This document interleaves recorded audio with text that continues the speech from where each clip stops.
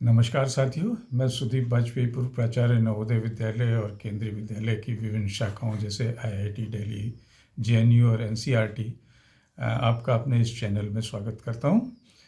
आज का टॉपिक जो मैंने लिया है वो स्टूडेंट्स के लिए भी है और कॉम्पिटिटिव एग्ज़ाम्स के लिए भी है, हर एग्ज़ाम में आता है। टॉपिक है how to improve your reading comprehension. कैसे अपनी अपठित गद्य में मैक्सिमम अंडरस्टैंडिंग के लिए अपनी क्षमता को बढ़ाएं। तो आइए शुरू करते हैं।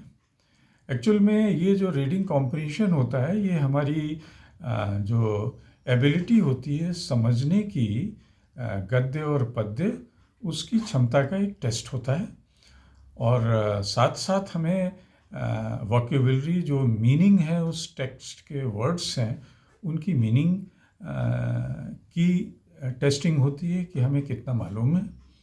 ये दो तरीके से इसकी एबिलिटी टेस्टिंग होती है। एक तो कॉम्प्रिहेंशन ऑफ द टेक्स्ट और दूसरा कंपोनेंट होता है वोकेबुलरी नॉलेज। हम कितने समझ पा रहे हैं टेक्स्ट को और हमारी वोकेबुलरी कितनी स्ट्रांग है।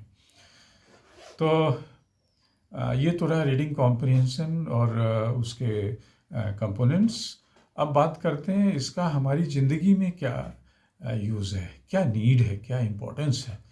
तो सच में अगर हमारे अंदर एक अच्छी रीडिंग कॉम्प्रिहेंशन है, पढ़ने की अच्छी, समझने की अच्छी क्षमता है, तो हम अपने पर्सनल और प्रोफेशनल लाइफ में एक अच्छी ग्रोथ करते हैं, लोगों के साथ उनकी बातों को समझ पाते हैं, लिखी हुई को, और उनके उसको रिस्पॉन्ड भी कर सकते हैं अपने वर्क प्लेस में। कोई मैसेज आया, कोई मेल आया, कुछ और भी टेक्स्ट आया, तो उसको हम समझ के और अच्छे से रिस्पॉन्ड कर सकते हैं।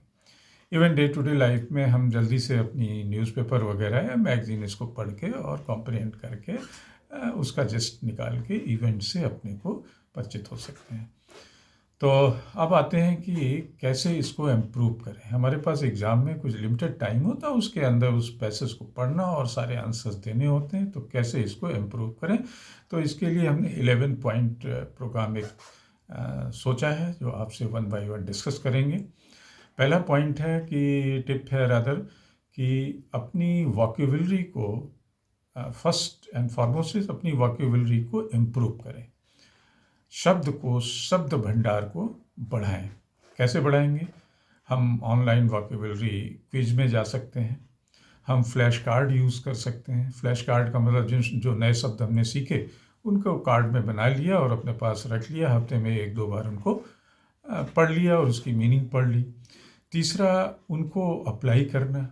जो नए सीखे शब्द हैं उनको अपनी डे टू डे लाइफ में या राइटिंग में, जहाँ पे भी जो भी कर रहे हैं, यूज़ करके या बोल के उसको स्ट्रेंथन करना।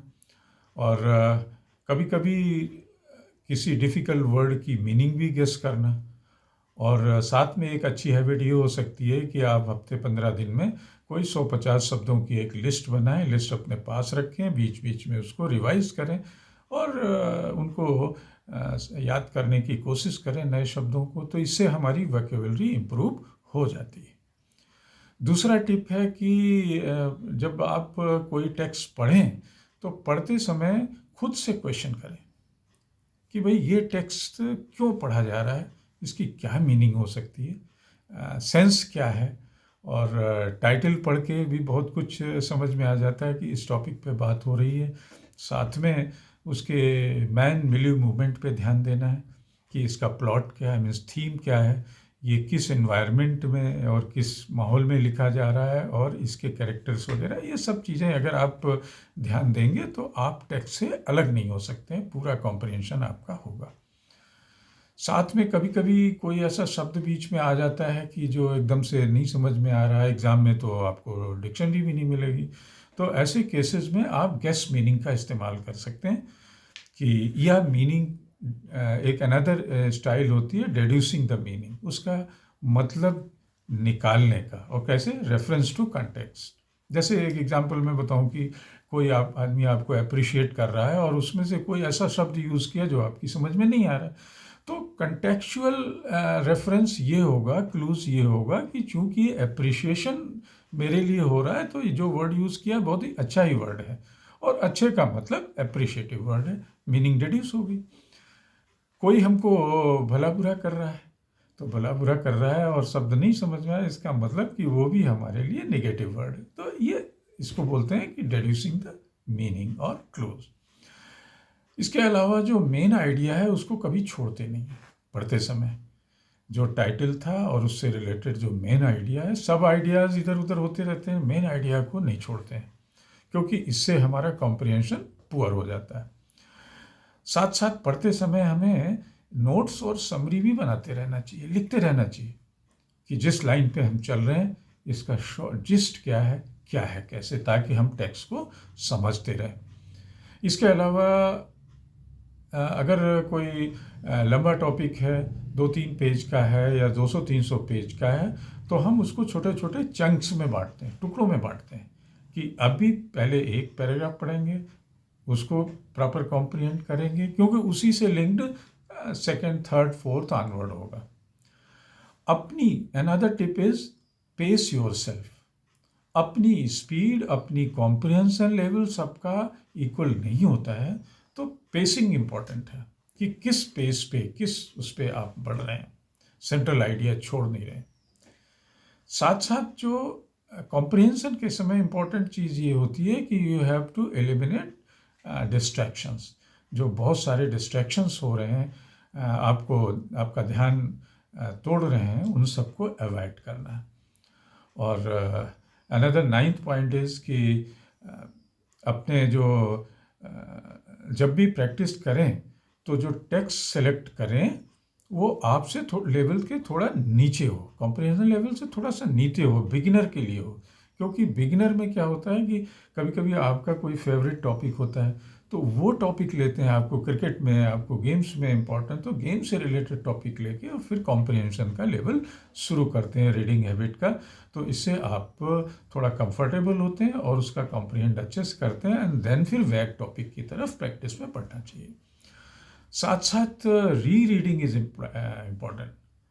पढ़ें, दोबारा फिर वापस जाएं, फिर लिंक टूट रहा है तो तीसरी बार जाएं, जब तक कि वो लिंक आपका कैरी फॉरवर्ड नहीं हो रहा है, सेंट्रल आइडिया, सेंट्रल थीम। और लास्ट जो है, अपनी लर्निंग एबिलिटी के मुताबिक, जैसा मैंने पीछे अपने एक वीडियो में बताया था कि हम 3 तरीके के लर्नर होते हैं, विजुअल, ऑडिटरी और काइनेस्थेटिक। तो थोड़ा सा तेज पढ़ें। तेज पढ़ने से क्या होता है कि जो विजुअल लर्नर्स होते हैं वो तो इमेजिन कर जाते हैं टेक्स्ट में क्या हो रहा है, उनकी एक मूवी बन जाती है, बनती रहती है पढ़ते समय। जो ऑडिटरी लर्नर होते हैं उनको कानों से ज़्यादा समझ में आता है, तो जब आप थोड़ा सा तेज बोलते हैं तो पढ़ना, इमेजिनेशन और ऑडिटरी दोनों काम करते हैं। और काइनेस्थेटिक लर्नर जो एक्शन के जरिए सीखते हैं, तो उसमें उस एक्शन को भी इमेजिन करना है। तो ऐसे करके आप अपने रीडिंग कॉम्प्रिहेंशन को इम्प्रूव कर सकते हैं, और अपने, चाहे वो आपका बोर्ड एग्ज़ाम हो, चाहे वो कॉम्पिटिटिव एग्ज़ाम हो, उसमें एक अच्छा परफॉर्मेंस कर सकते हैं। नमस्कार, जय हिंद। फिर से मिलेंगे एक नए टॉपिक के साथ, जो कि बहुत ही डिमांडिंग होगा। लेकिन इसके पहले मैं आपको रिमाइंड कर दूं, अगर आपने हमारे चैनल को शेयर और सब्सक्राइब नहीं किया है तो कृपया तुरंत कर दें। धन्यवाद।